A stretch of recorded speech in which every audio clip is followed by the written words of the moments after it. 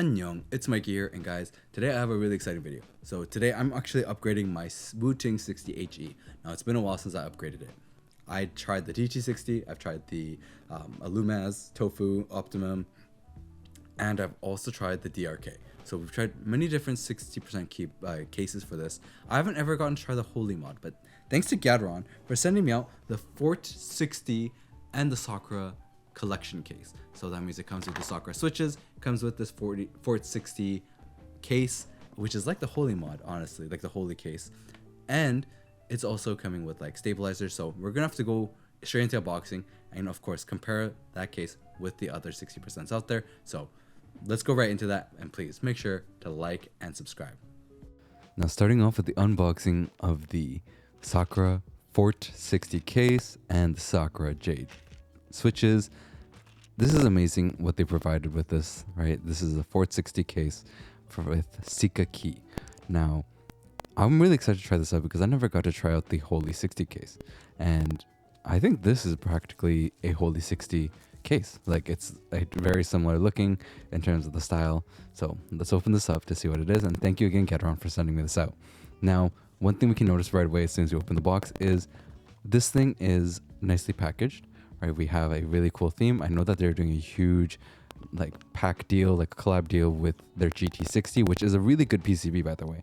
So if you didn't get the Wu-Tang, definitely go take a look at that. I have a review video of it, and it is a really good board. This is the Fort60 case. So it comes in even a carrying case, which is really cool. And opening it up, the first thing I notice is it feels incredibly light. I was actually expecting it to be a little bit heavier, honestly, because it's an aluminum case. You have this little like plastic transparent piece on the bottom of the board as well, or the case. And as you could hear, that is like aluminum hitting, and I hit it with like a metal piece so that you guys can kind of get a sound of what it would be like. Now, the build quality is really nice actually. I think the coating though is not like the nicest CNC coating, but it's still well done. It's a decent coating with it that I don't think is gonna like really die off really quickly or like scratch off. Now, of course, we're gonna have to do a weight to see how much it weighs. So it weighs 428 grams without anything in it. Now we're gonna actually do the Wobble60 in this one. We're gonna make it with a steel plate and use the Sakura switches, and of course do a sound test comparing everything. So let's do that.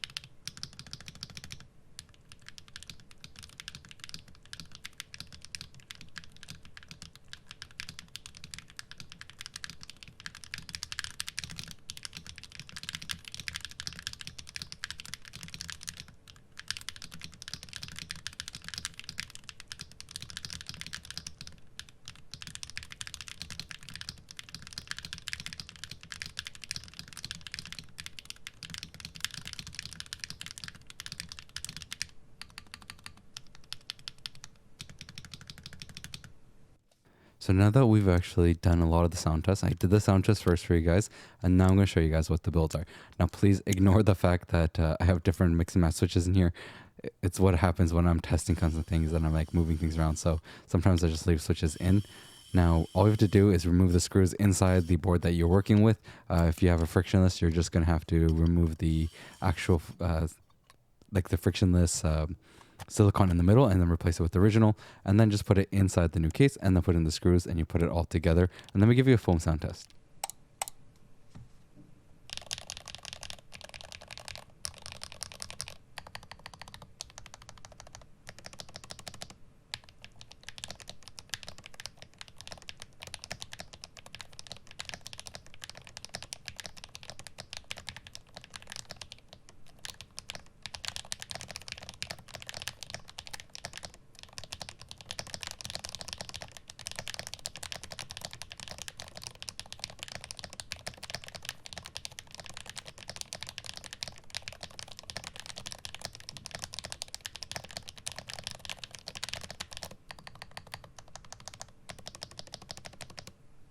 Now, I did a thing with the foam, with the plastic piece on the bottom. You actually have to do it with foam in there. If you don't, the plastic piece really makes the whole board sound really, really tinging, and it's horrible, like really, really horrible. So you have to use foam if you keep that piece, or you can actually remove it. And then, of course, you can put it together all without anything in the bottom. So we've done the unboxing of the case, and now we've also done like a bunch of sound tests and did the build for the board. What are my thoughts so far in terms of like the sound profile in this specific case? So I'll talk about the comparisons a little bit later, but just for this Fort60, in terms of the build quality of this case, it is an aluminum case. It is incredibly light because, you know, you have a lot of these see-through portions. I actually really like it. I think removing the back plate is a really good way to do it instead of with it. I mean, with the plate, you do have to add a foam. If you don't add the foam, your spacebar keeps hitting that plate underneath, like the plastic plate, and it really sounds bad. You are gonna have to add foam if you're gonna do that, which if you do, the way that they designed it looks really cool, where you get this like glossy bottom look with the see-through, but you don't really get to see your PCB. This is another option of doing it, which is just remove it. They actually allow you to remove it or put it on, which is really cool. So you get two different versions of it in terms of sound profiles that you can do. And then you get a fully see-through board.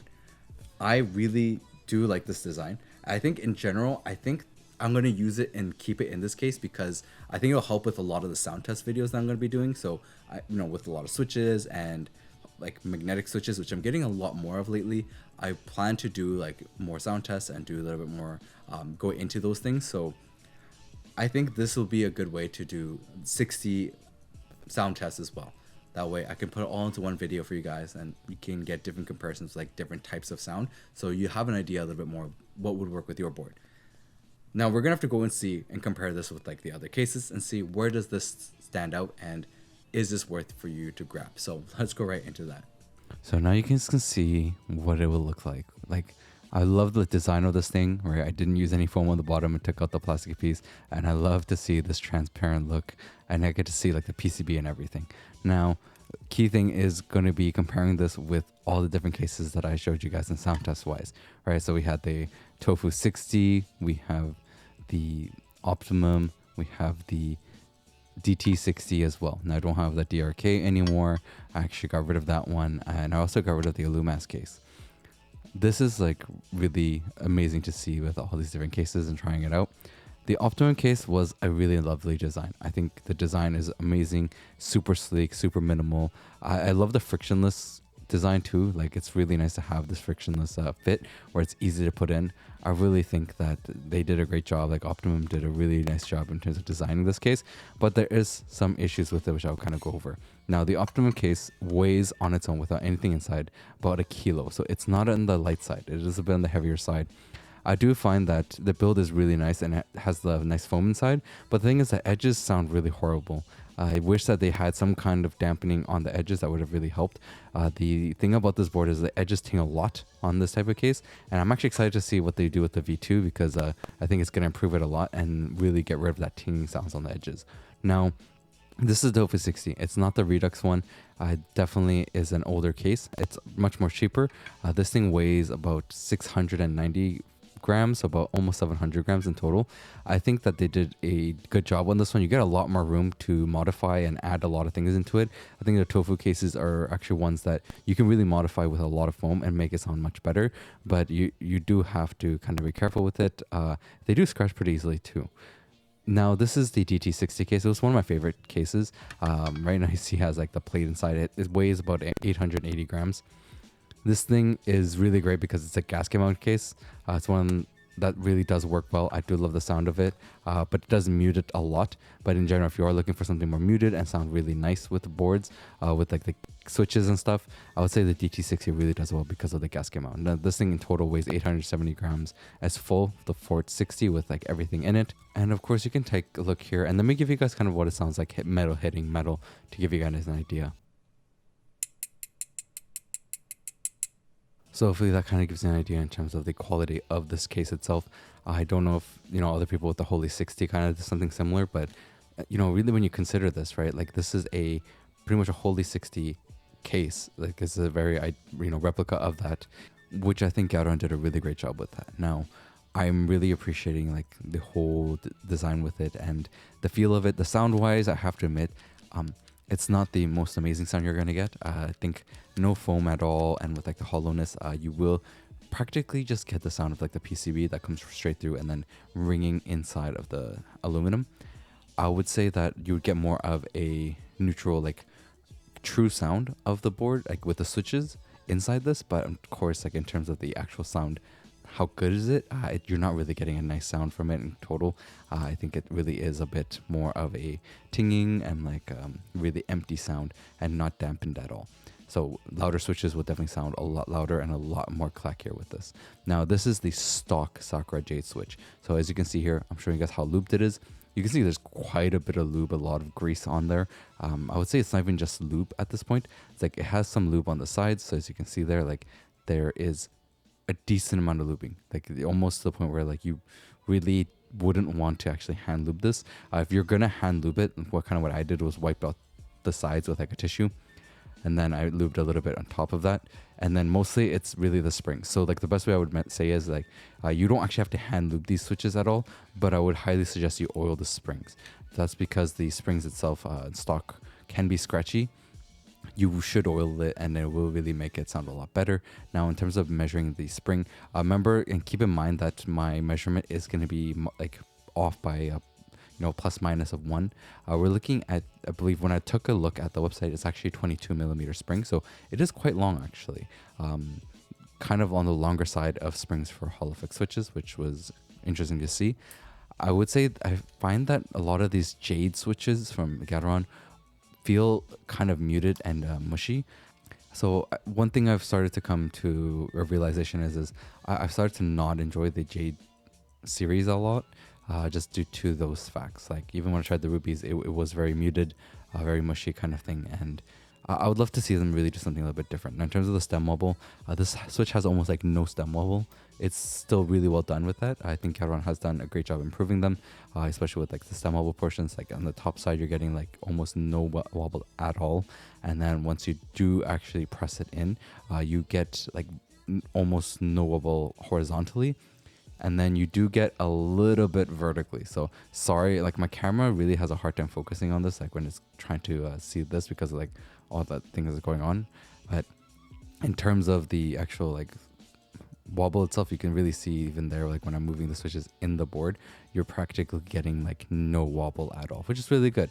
And of course, I want to give you guys a backlighting test with this board and give you guys an idea of like what it looks like, what kind of color disfiguration you're going to get from the switch, because obviously this is a pink switch. So first of all, you can really tell that the Jade switches are quite bright. So every switch inside of this board is technically Jade. Anything that is not pink is actually going to be the regular Jade Pro, and I also have like a Max in there somewhere as well. So this is what we're looking at. The pink is the Jade switches. They actually do make all the lighting become pink. That's not going to be a great thing, especially if you want to have more accurate RGB coming out of your board and you want them to like really shine in the specific color you want it to. This is an issue that happened with the Jade Pros as well, where it came off like a little bit more green. These ones come off really heavily pink. It's really not great, the fact that it does look super pink, and this is supposed to be a whiter color light. Like I set it up so that you can see it's a bit whiter. Also, nice thing to see though is that with the whole see-through, you can actually get like the RGB coming from the sides and the bottom, and it looks really cool. I am actually really liking how like this whole thing comes out together. Even though like it's not built that way to have the RGB coming out from the sides, this is just a really cool thing to see. Now, of course, going into really looking at like the brightness of it, as you can see, I've been going up from different brightnesses and different colors.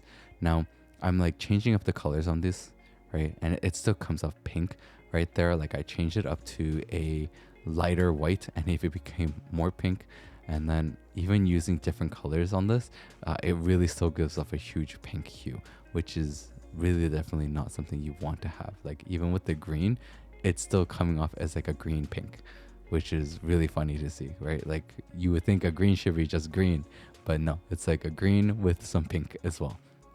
Not the greatest thing to see from a Switch. And in terms of the brightness, right, that's like 0, and then we get a little bit up of 10% and going up to 30, 50, 70, 100. And as you can see, this is an incredibly bright Switch. Now I want to give you guys like the website. So going into the website, you can see here, this is the Gateron Sakura case. Like it's a limited edition case, and as you can see, this is the Fort design. So you get 2 different colors, pink or white. The one I got is the white, and it's 70 USD, so 69 USD. It's gotta be like one of the cases that is not as expensive. I'm quite impressed by that actually. These Switches actually came out to be a lot more expensive. For 70 pieces, you're looking at 98 USD, which is quite expensive. I didn't expect it to be at that price. I actually thought it'd be a little bit cheaper, but the case is actually coming out a lot cheaper than these Switches themselves. Now, as you can see, there are 22mm long spring, so that's nice to have a little bit of a rebound to it, which is really good. And in terms of the distance as well, you are getting a 3.5mm distance in terms of the range. Now, you can also get to this one if you don't have a Wu-Ting, you don't have a GT60, and you're considering it, you can actually get this whole set kit where it gives you like the PCB, gives you the plate, gives you everything, right? You get the case, keycaps, like a full build for about $269, so about $270. You get a full build of Switches and everything, which is really impressive. Gotta admit, not that bad. This is the Holy60 case. It's 119 USD. So when you really consider it, like the whole build, I'm not too sure about the build quality because I've never tried the Holy60, so I can't actually attest to say which one is a better build. They're very gonna be similar though. I feel like in terms of like the sound and everything you're getting, it seems like they're gonna be quite similar to each other. I gotta admit, when I consider that, the Gateron case looks like it's a really good deal for $69. Like I think the quality of it, and you can have it with foam, without foam. I think you really guys should check it out. I really do hope that you guys found this video helpful. I'm really hoping that after everything, right, like when we go into future videos and do sound tests, this will really be a help in terms of helping you guys figure out, is the Switches that we're testing good or not, and if it's gonna help you guys or not. I actually really love the design of this case. I really like this white color. I think it works really well with my board. I think it would have been nice if it was a little bit cooler, like bigger. I think a frictionless build on this would have been really cool instead of having to screw it in. But of course, everything's gonna be different. Everyone is gonna enjoy something different. I like the frictionless builds in general. I'm really excited when the V2 comes out. There's gonna be so many different cases. It's supposed to work with the old cases too. So once the V2 is available for the sound tests that I can do, I will actually be doing it with all these different cases for sure. I'll have the links in the description for you guys. Go check it out. I think they did a really good job with like this whole set. Though I really do wish that they stopped making the Switches so mushy. I think I want to see Gateron do something different. I feel like the whole mushiness of their Switches and like the mutedness that they're doing with like the Jade Pro and like a lot of them wasn't something that I really enjoyed, and I would love to see something change. So definitely would love to see their newer ones, and actually we'll have some new Gateron magnetic Switches I'll be doing very soon. So check out the other videos I got, and please make sure to like and subscribe, and I'll have to catch you guys next time.